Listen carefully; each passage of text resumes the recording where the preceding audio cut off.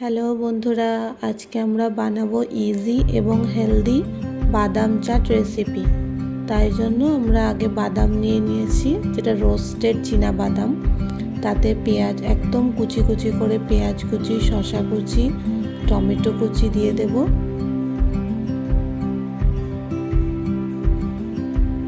লঙ্কা কুচি দিয়ে দেব,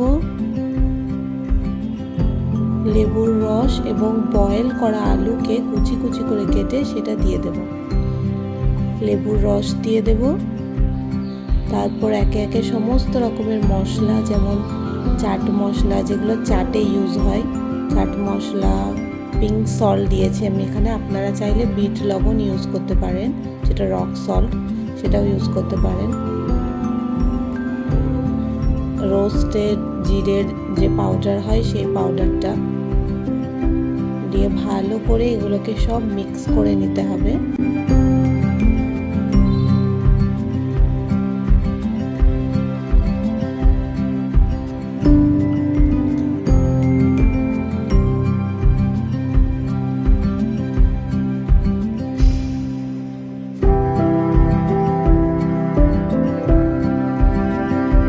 ওপর থেকে গার্নিশ করার জন্য ধনেপাতা কুচি এবং যে সরু সরু যে সেও ভুজিয়াগুলো পাওয়া যায় ঝুরি ভাজার মতো, সেগুলো দিয়ে সার্ভ করতে পারেন।